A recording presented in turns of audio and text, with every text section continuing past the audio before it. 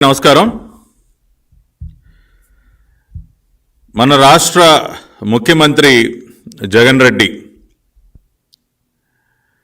రాష్ట్రానికి పనికి వచ్చేటటువంటి ఏ కార్యక్రమం కూడా చేపట్టడం అలవాటు లేనటువంటి ఒక వ్యక్తి.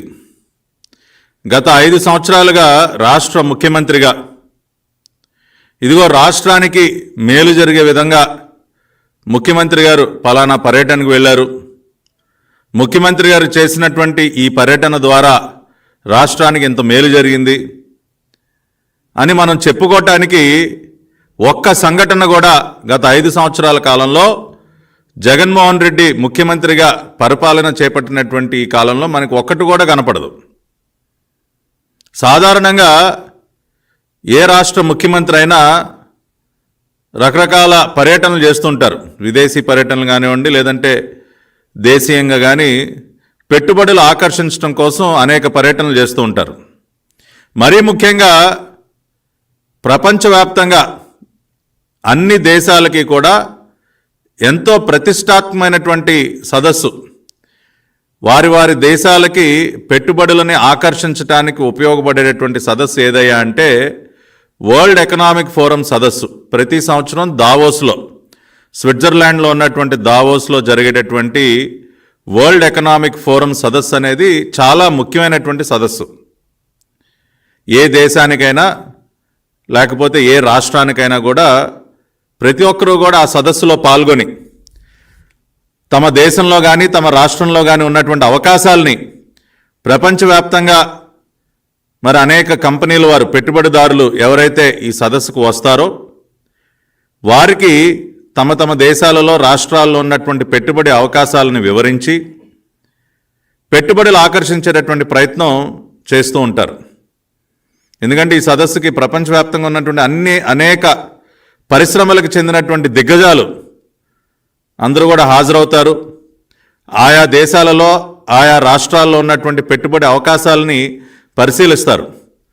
కాబట్టి తమ సాయశక్తుల ప్రతి ఒక్కరు కూడా ప్రయత్నం చేస్తారు వారి దృష్టిని ఆకర్షించి వారితో అనేక రకాలుగా సమావేశాలు ఏర్పాటు చేసుకుని తమ తమ ప్రాంతాలకి ఆ పెట్టుబడులను తీసుకువెళ్ళి అక్కడ ఆ ప్రాంతాలలో ఉపాధి అవకాశాలు మెరుగుపరచడం కానివ్వండి, ఆ ప్రాంత అభివృద్ధికి దోహదపడే విధంగా అనేక మంది దేశాధ్యక్షులు కానివ్వండి, ప్రధానులు కానివ్వండి, రాష్ట్రాల ముఖ్యమంత్రులు కానివ్వండి, ప్రతి ఒక్కరు కూడా ఎంతో ప్రతిష్టాత్మకంగా ఈ సదస్సును తీసుకుని ఆ సదస్సుకు వెళ్ళి తమ సాయశక్తులా కృషి చేస్తారు.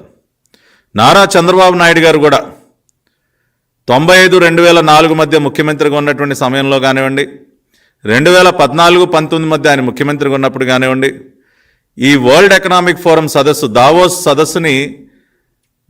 సదస్సుకి చాలా ప్రాముఖ్యతనిచ్చి మరి ప్రతి సంవత్సరం కూడా ఒక బృందాన్ని అక్కడికి తీసుకువెళ్ళి మన రాష్ట్రానికి సంబంధించినటువంటి ఒక పెవిలియన్ అంటే ఒక కౌంటర్ని పెద్ద ఎత్తున ఏర్పాటు చేసి రాష్ట్రంలో ఉన్నటువంటి పెట్టుబడుల అవకాశాలని స్వయంగా ఆయన వివరించి ఎంతో శ్రమ చేసి మరి ఆ సదస్సుకు వెళ్ళి అనేక పెట్టుబడుల్ని ఆయన తీసుకొచ్చేటటువంటి పరిస్థితి ఉండేది. కానీ మన దురదృష్టం, ఈ రాష్ట్ర ముఖ్యమంత్రి గత 5 సంవత్సరాల కాలంలో 4 సంవత్సరాలు ఈ వరల్డ్ ఎకనామిక్ ఫోరం సదస్సు దావోస్లో జరిగితే, అంటే ఒక సంవత్సరం కోవిడ్ వల్ల 2021 సంవత్సరంలో ఈ సదస్సు జరగలేదు. 4 సంవత్సరాలు, ఈ సంవత్సరంతో కలుపుకుని 4 సంవత్సరాలు ఈ సదస్సు జరిగితే 3 సార్లు డుమ్మా కొట్టాడు ఈ రాష్ట్ర ముఖ్యమంత్రి. కేవలం ఒక్కసారి మాత్రమే, అది కూడా తూతూ మంత్రంగా ఒక ఫారెన్ హాలిడే లాగా ఫ్యామిలీతో సరదాగా షికార్లు కొట్టొచ్చేశాడు ఈ రాష్ట్ర ముఖ్యమంత్రి. నిజంగా ఎంత దురదృష్టం అండి!